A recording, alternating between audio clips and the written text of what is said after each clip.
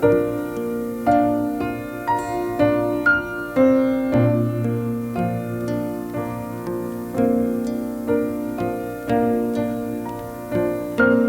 कुछ भी नहीं था मेरे पास तो मैं समझता था कि सागर है मेरे पास। जब कुछ भी नहीं था मेरे पास तो मैं समझता था कि सागर है मेरे पास। वक्त की चक्की में दिन पिसते गए और कसौटियों की सेक खाकर के मेरे अनुभव पकने लगे। कसौटियों की सेक खाकर के अनुभव मेरे पकने लगे। समस्याएं बूढ़ी हुई तो हल जमा हो चुके थे। और जब ये सब लेकर के हाजिर हुआ मैं जमाने के समक्ष, तो मैंने पाया कि अभी तो गागर भी नहीं है मेरे पास।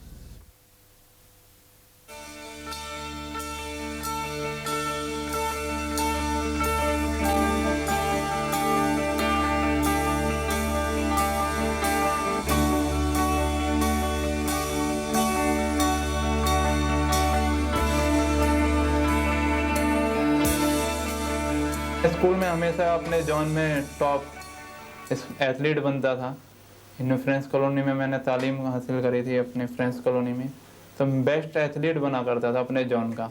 उसमें हमारे डीपीएस वगैरह स्कूल आते थे जोन में, उनमें मैं बेस्ट एथलीट बना करता। उसके बाद मैं दिल्ली स्टेट वगैरह खेला, उसमें भी मैं अच्छा रहा।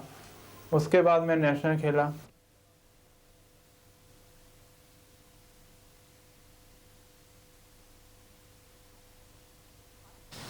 खाली समय में मैं म्यूज़िक सुनता हूँ, कविताएं लिखता हूँ और एक छोटा सा शौक मेरे को राजनीति का भी लगा हुआ है।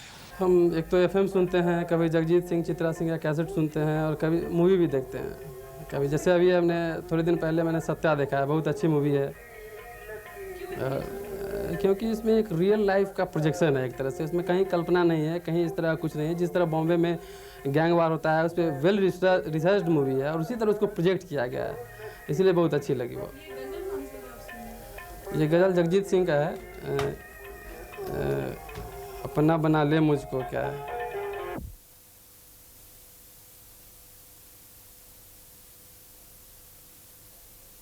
शहर में एक किनारे पे छोटी छोटी बस्तियां हुआ करती हैं, स्लम टाइप की, उनमें रहा। और जो सबसे बड़ी समस्या मेरे को यहाँ पर आई वो ये थी कि जब मैं कॉलेज में आया तो मेरे को सबसे बड़ी समस्या आई वो अंग्रेज़ी की थी।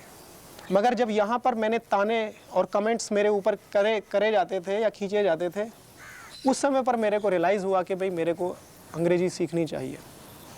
मैंने अपने दोस्तों से कहा कि भाई तुम मेरे को डांटा मत करो, और अगर मैं गलत भी बोलता हूँ तो तुम उसको सही करा करो, प्यार के साथ, डांट करके नहीं। उनको मैं चाय पिलाया करता था, क्योंकि घर से पैसा आता था, लंच भी कराता था, घी भी आता था घर से, देसी घी के पराठे लाता था और पराठे खिलाता था उनको।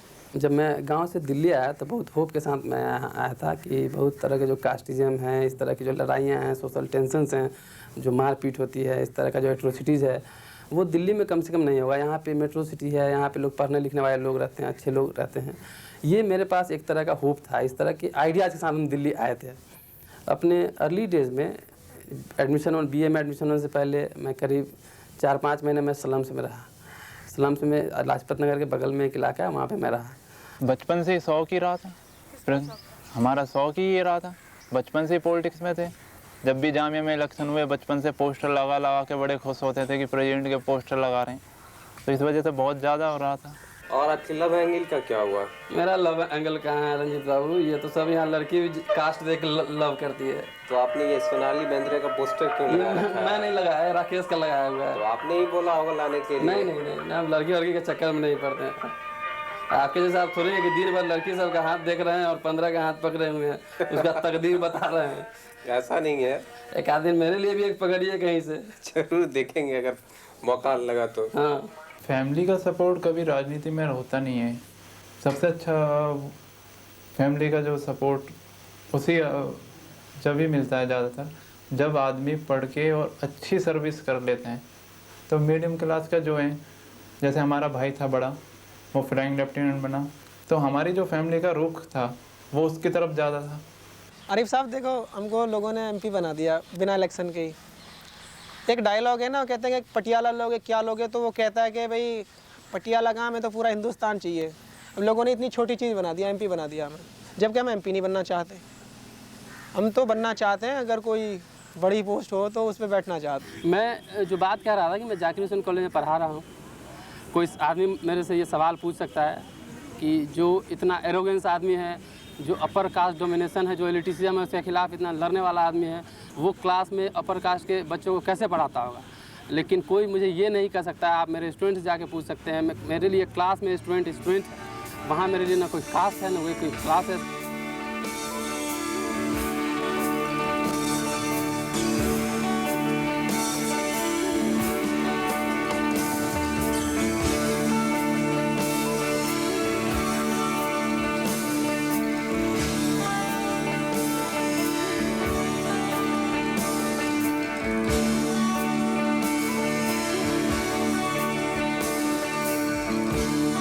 अक्सर न्यूज़पेपर्स में पढ़ते हैं कि दलितों पे अत्याचार हुआ, कभी मेहराना के बारे में पढ़ा, कभी यूनिवर्सिटीज़ में पढ़ा। तो आपको लगता है कि ऐसी घटनाएं वास्तव में होती हैं? नहीं, कभी होती नहीं है। वैसे 90% का है, उनको मोड़ दे दिया जाता है। नहीं, ये जो एटीट्यूड है इस तरह का, ये बायस्ड, टोटली बायस्ड एटीट्यूड है। जो एट्रोसिटीज़ होता है वो बेसिकली कितना हम रिकॉर्ड करते हैं, कितना हम देखते हैं, वो बेसिकली जो अर्बन सेंटर्स में जो एट्रोसिटीज़ होते हैं और जो दलित जो फाइटर हैं, जो अपने खुद लड़ाकू हैं, वो जो प्रोटेस्ट करते हैं उसको हम देखते हैं। हम अपने जामिया के उदाहरण देते हैं। जामिया में इंजीनियरिंग फैकल्टी थी ओल्ड, उसमें एक लड़का नकल कर रहा था, भूपेंद्र सिंह। जैसे टीचर ने उसको पकड़ा, उन्होंने सर मुझे पर्ची दे दीजिए मेरी मैं क्या ST/SC हूँ। सर ने कहा ST/SC हैं या आप कोई भी हैं, नकल नहीं करेंगे क्लास में। मैं सर दे दीजिए प्लीज़, मैं आपसे कहता हूँ। सर ने मना कर दिया देने से। उठा क्लास में चिल्लाने लगा, शोर मचाया हॉल में उसने कि जी मैं तो चमार हूँ, इसलिए आप मेरे साथ ये जाति कर रहे हैं। सर बोले आप चमार हैं या कोई भी हैं, किसी भी कास्ट से हैं, इससे हमें कोई मतलब नहीं, हमारे लिए स्टूडेंट हैं, आप नकल नहीं कर सकते क्लास में। बाहर आए, चिल्लाने लगा। चौकी में गए, अब उनके हाथ में एक हथियार है अपना, लॉ में लिखा हुआ है ST/SC लॉ, 6 महीने की सजा है, सस्पेंड हो गया टीचर।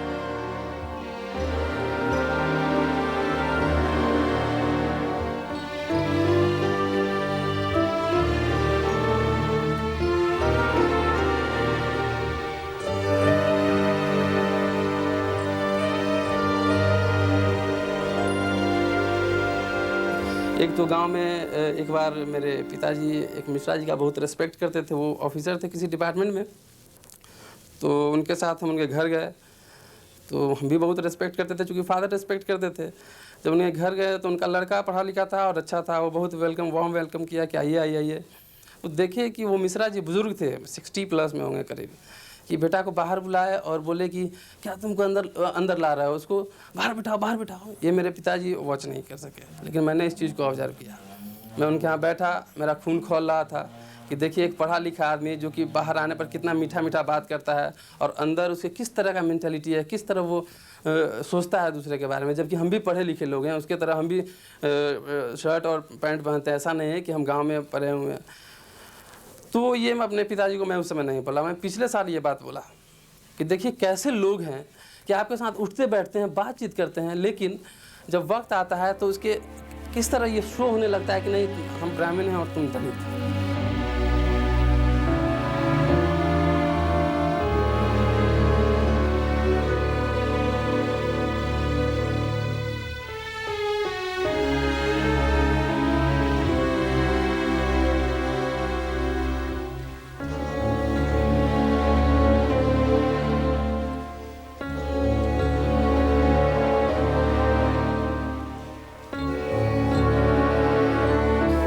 क्लास वाले होते हैं और जो लोअर क्लास होती है, वो उनकी इच्छा होती है लड़कियों की कि हम अपर क्लास से में जाएं, जो उनका वो था। और बाद में जब वो रीजन जो बना वो ख़ानदानी था, गांव में दुश्मनी भी थी, फिर थोड़ा उसमें पॉलिटिकल भी आया। गांव में नेता भी होते हैं, उनकी दुकानदारी चलने के लिए वो हादसा भी बहुत ज़रूरी था। उसको इतना ज़्यादा मोड़ दे दिया गया था। अगर वो चाहते तो गांव में पंचायत होती है, बैठ के हिसाब हो सकता था।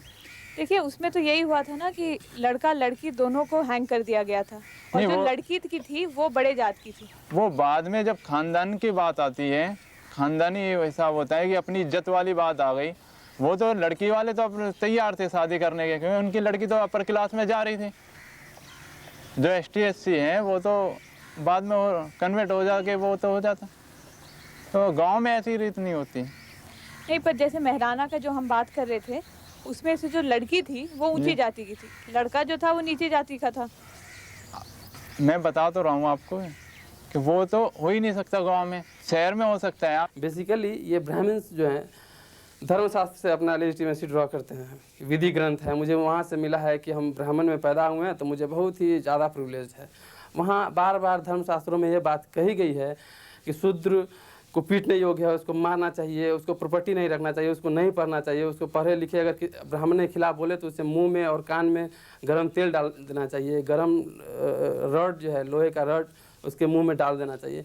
इस तरह का पूरा परसेप्शन है पूरे धर्मशास्त्र लिटरेचर में, और वो जो है वो किसी न किसी रूप में जनरेशन टू जनरेशन ब्राह्मण्स और ब्राह्मणवाद के जो पोषक हैं, जो लोग उनके दिमाग में भरा हुआ है और चाहते हैं, उनके लिए डेमोक्रेसी कुछ नहीं है, कॉन्स्टिट्यूशन कुछ नहीं है, कोई डेमोक्रेटिक राइट नहीं है। उसके लिए जो है वो विधि ग्रंथ है, मनु जो एक बार लिख चुके हैं कि नहीं ब्राह्मण को ऐसा होना चाहिए और शूद्र को ऐसा होना चाहिए, वहीं से अपना लेजिटिमेसी ड्रॉ करते हैं।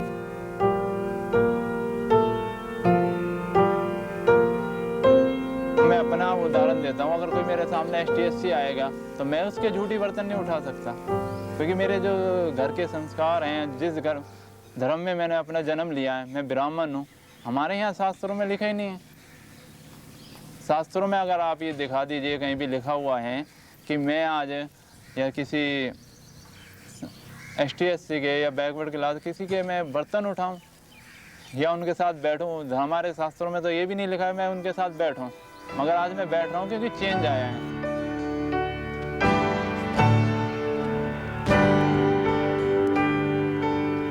आज तो एक ही साथ पढ़ते हैं, एक ही साथ बैठते हैं, उठते हैं, मगर जब से 90 से मंडल कमीशन की जब से फाइल खुली थी, ये थोड़ा बहुत जो फर्क आया है जब से आया है। नहीं, मैं ऐसा नहीं मानता। मंडल कमीशन में बेसिकली जो फ़ायदा हुआ OBC को हुआ, किसी SC ST को उसमें रिजर्वेशन देने का कोई प्रावधान नहीं था। इसलिए जो SC ST के अगेंस्ट जो एट्रोसिटीज जो था वो पहले भी था, आज भी है, और मंडल कमीशन आने के बाद और ज़्यादा बढ़ गया।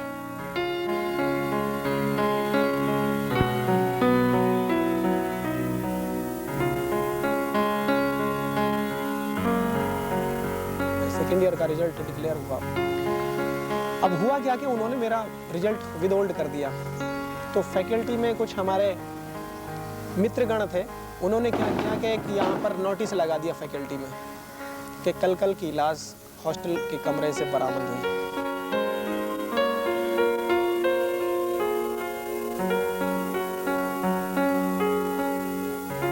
प्रशांत भाई, आप NSUI के जनरल सेक्रेटरी रह चुके हैं 95 में, तो आपका मन नहीं किया कि आप अपना पॉलिटिक्स का जो करियर है उसको और आगे लेके जाएं? नहीं, मेरा मन हुआ था और मेरे पास सपोर्ट भी थी, काफ़ी थी। उसके बाद जब हमारा एक पैनल बनता है, पैनल के अंदर हम डिसाइड करते हैं, सीनियर होते हैं, जो एक्स प्रेसिडेंट होते जाते हैं उसकी भी कास्ट देखी जाती है, और हमारी जो स्टूडेंट विंग है उसके साथ फिर यूथ कांग्रेस का विंग भी देखा जाता है कि उस अपर पोस्ट पे कौन कौन कास्ट के बैठे हुए हैं। तो आप कौन सी पोस्ट के लिए आपने हम अप्लाई किया था? स्टूडेंट विंग के लिए गए थे, तो जब इन्होंने ये बोला एक बार कि आप पैनल बना 6 जनों का, 6 जनों में हम 2 जने अपर कास्ट के थे, तो मेरे से भी बोला और उनसे भी बोला इस बार हम ब्राह्मण को नहीं लेंगे, आप नेक्स्ट बार या आपको हम ऑल इंडिया में कहीं सेट कर देते हैं। तो जब वहाँ भी नंबर आया तो वहाँ भी हमारा नंबर नहीं आया, क्योंकि कास्ट में सबको खुश करना था। अगर उधर छोटी कास्टों में से 4 को भी, फिर मुस्लिमों को भी, तो हर आदमी को खुश करना था, ना कि ब्राह्मण को ही। तो ब्राह्मण को नीचे सीट दे दी गई थी 4 पहले, और दूसरी जो हमारी विंग थी उसमें ब्राह्मण को अपर पोस्ट दे दी गई थी, तो इस वजह से हमको नहीं बनाया गया। तो आप कौन सी पोस्ट के लिए गए थे? प्रेसिडेंट के लिए। प्रेसिडेंट की पोस्ट के लिए। ऐसी कोई घटना आपके साथ और भी कभी हुई है? सबसे बड़ी घटना थी, जिंदगी का सारा दाव उसी पोस्ट पे था।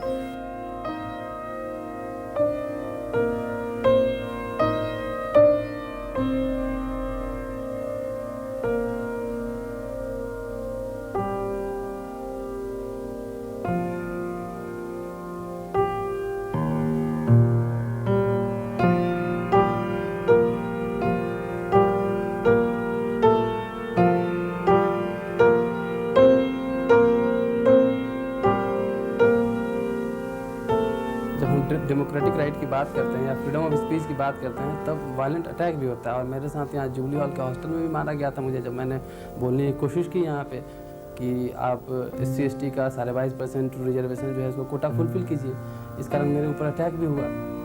तो इस सब बात से क्या लगता है? बेसिकली मुझे लगता है कि ब्राह्मणवाद कभी लोकतांत्रिक नहीं हो सकता, कभी डेमोक्रेटिक नहीं हो सकता।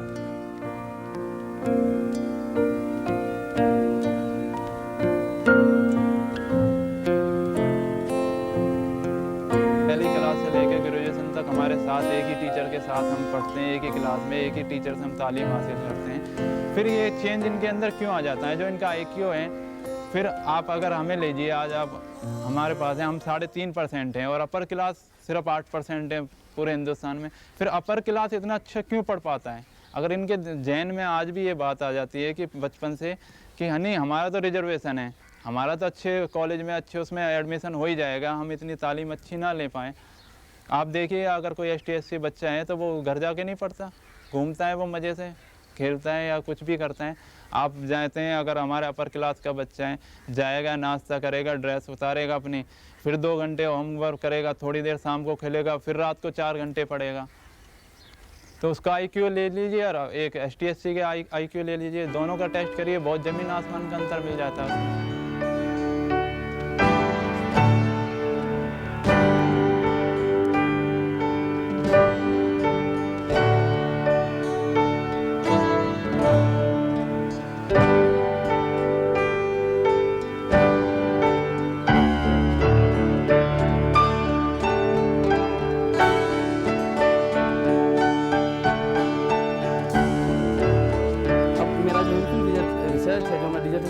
काम कर रहा हूँ, मैं ये कर रहा हूँ कि कितना जगह ब्राह्मणों को पीटा गया है, कितना जगह शोषक को पीटा गया है। और मैं देख रहा हूँ कि कई जगह हिस्ट्री में इस तरह का रेफरेंस है कि शूद्र रिवोल्ट कर देते हैं और मार मार के ब्राह्मणों को वहाँ से भगा दे रहे हैं।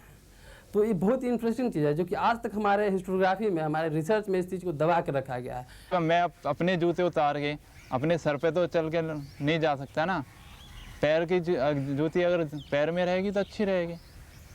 अब उसको मैं सर पे रह, सब मुझे पागल ही बताएंगे और उठा के पागल खाने में और भर्ती करवा देंगे। एक साहब थे जो मेरे कमरे में था, मिस्टर खालिद कमरे में ही था, और उन्होंने जब मैं आया तो सुबह को मैं जाने के क्लास को जाने के लिए तैयार हो रहा था, तो उन्होंने क्या किया कि मेरा बेड जो है एक तरफ को खिसका दिया। आकर के मैंने कहा कि भाई ये क्यों कर दिया? बोले कि मैंने इसलिए खिसकाया कि तुम्हारे मुंह से बदबू आती है। मैं बोला कि आज कैसे मेरे मुंह से बदबू आने लग गई भाई? यहाँ तक कि मैंने तुमको अपना खाना खिलाया, अपने पास में बिठा करके खाना खिलाया, और आज मेरे मुंह से बदबू आती है तुमको? बोले तुम चमार हो, ये है और वो है, बहुत सारी बातें हुई। मैंने उसको बैठा करके समझाया, मगा भाई देखो ऐसी बातें नहीं बोलते हैं, ये बातें गलत हैं। इतने में बैठा था, वो उठा, एकदम से डंडा लिया और धड़ाक से मेरे नाक पे मुक्का मार दिया। जाहिर सी बात है कि नाक पे मुक्का मारते यहाँ पे फ्रैक्चर हो गया था और उसमें से खून निकलना शुरू हो गया। खून जैसे निकलना शुरू हुआ तो मैंने नीचे को मुंह किया हुआ था, उसने ऊपर से पकड़ा और डंडा लेकर के बाहर को खींचता हुआ ले आया। बोला कि ये देखो ये एक चमार मेरे को मार रहा है। ये सारी बातें हुई। इतने में कुछ लोग आए थे, वो पकड़ करके मेरे को बिठा करके वैन में और होली फैमिली ले गए। वहाँ पर लोगों ने, उसने डॉक्टर ने ट्रीटमेंट करने से तब तक मना कर दिया कि जब तक FIR नहीं होगी हम ट्रीटमेंट नहीं करेंगे। FIR हुई, उसके बाद मैंने वो FIR भी विड्रॉ करा ली, क्योंकि मैं जानता था कि उसकी वेल नहीं हो पाएगी। खाना जब मैं उसको खिलाया करता था उसके पास में खाने तक के लिए नहीं था। इतनी दया मैंने उसके ऊपर उसके पश्चात भी की, उसको खुद छुड़ा दिया, विड्रॉ करा ली अपनी FIR। उसके बाद में क्या हुआ कि मेरे को उसी दिन नोटिस दे दिया गया कि तुम just you leave the hostel and get away, you where you have to go anywhere but leave the hostel. And I left the hostel at the same day. मगर बाद में पता चला कि उसको सेंट्रल बैंक के सामने जो डोमेट्री है, हॉस्टल में ही लगता है, उसमें उनको 10 दिसंबर तक मैंने खुद अपनी आंख से देखा और वो वहाँ पर रह रहे थे। हम आज ब्राह्मण अपने सामने शर्मा लगा सकते हैं, तो एक ST/SC अपनी जात क्यों छुपाता है? वो ही नहीं लगा सकते क्या अपने नाम के पीछे? ऐसे मान लीजिए मेरे नाम का कोई है, प्रशांत चमार क्यों नहीं लिख सकता? जब मैं प्रशांत शर्मा लिख रहा हूँ, मैं अपने आप को कहवाता हूँ शर्मा जी। कोई मुझसे कहता है तो मैं भी छाती चौड़ी करके चलता हूँ हम रोड पे। किसी से खान साहब कह देते हैं, वो भी बड़े खुश होते हैं, इशारा करते हैं हाँ जी हम खान साहब हैं। सरदार जी से सरदार जी कह दो, वो खुश होता है। तो चमार कहने से चमार क्यों चिढ़ता है? क्यों लॉ बनाया हुआ है? जब हर चीज़ में तो उनको रिजर्वेशन चाहिए, तो ये चीज़ भी क्यों नहीं हटवाते वो? तो आपको लगता है कि अगर वो कहें कि अगर वो एक्चुअली चमार है जी, तो उनको बोला जाए तो कोई परेशानी नहीं है? जब वो रिजर्वेशन ले रहे हैं उनको परेशानी नहीं होनी चाहिए। हाँ, फ़ायदे वाली जहाँ चीज़ हैं वहाँ तो वो रिजर्वेशन में है जी, हमको रिजर्वेशन मिलना चाहिए। मगर ये बात है कि हम आज खुल के बोल रहे हैं, 90% लोग बाग खुल के नहीं बोल पाते, डरते हैं, क्योंकि पहले बली का बकरा को हमें ही बनना है। कोई तो बनेगा, मैं नहीं बनूंगा और कोई बनेगा, मगर ये है कि पहले आगे कदम बढ़ाए कौन। आज अगर मैं बढ़ाता हूँ तो 10 आदमी मेरे पीछे हो जाएंगे, हाँ शर्मा जी आपने बहुत अच्छा करा। रतन भाई, क्या आप ये मानते हैं कि ये जो सारा शोषण है ये सिर्फ एक अपर क्लास का डोमेन है और सभी अपर क्लास ये चाहते हैं कि वो दलितों को शोषित करें?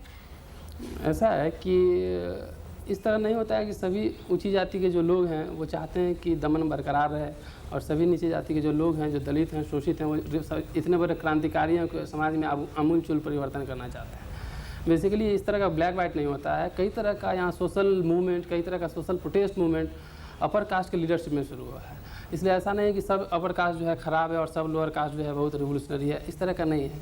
बहुत सारे लोग अपर कास्ट में भी के जो दलित कॉज को सपोर्ट करते हैं, उसके लिए लड़ते हैं, बहुत लोगों ने इसकी कुर्बानियाँ भी दी। मुझे एक चीज़ बताइए, आपके कोई ऐसे दोस्त हैं जो शेड्यूल कास्ट या शेड्यूल ट्राइब से हैं? ज़्यादातर जामिया में मैं जब भी रहा तो मेरे ज़्यादातर ऐसे ही दोस्त रहे। तो उनके साथ आपका रिलेशनशिप कैसा है? बहुत अच्छा रहा जामिया में, साथ आना, खाना पीना, क्लास में उनके घर आना जाना, घर जैसे ताल्लुकात हैं हमारे। किनके साथ? ST/SC के जितने भी मेरे फ्रेंड्स सर्कल हैं। तो ये जो आपका रिजेंटमेंट है ये मंडल कमीशन की तरफ, ये क्या आड़े नहीं आता कभी? नहीं, वो मेरे सिद्धांतवादी हैं, वो नीतिवादी हैं, तो उन्हें नीति और सिद्धांतों में तो अपना पर्सनल अंतर हो जाता है ना।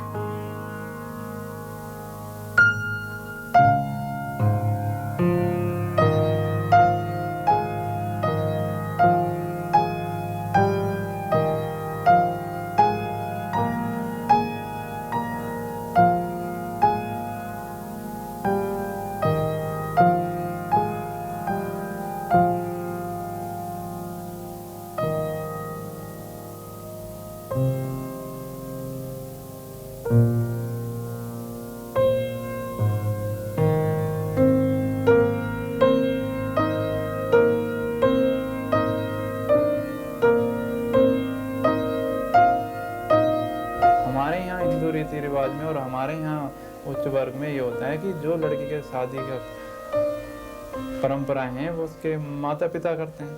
अगर हमारी माता श्री अगर किसी लड़की को ब्राह्मण परिवार में से कोई लड़की अच्छी है और उसको अगर पसंद करती हैं शादी के लिए, तो पहला मेरा ऑफर वहाँ होगा। अगर मान लीजिए, इसमें भी एक बात है, कोई लड़का अगर हमारे परिवार में किसी लड़की से बात करना चाहे, शादी करना चाहे, मगर उस लड़के में इतने गट्स होने चाहिए कि हमारे परिवार में इतना हिम्मत जुटा पाए कि वो उच्च वर्ग में जाके शादी के लिए ऑफर भी रख सके। अगर आपको सुप्रीम अथॉरिटी दी जाए, खुला हाथ बिल्कुल, हाँ कल जो करना है करो, हाँ, तो आप ऐसी सिचुएशन में अपनी अट्रॉसिटी से कैसे डील करेंगे? perfectly I'll do tit for tat.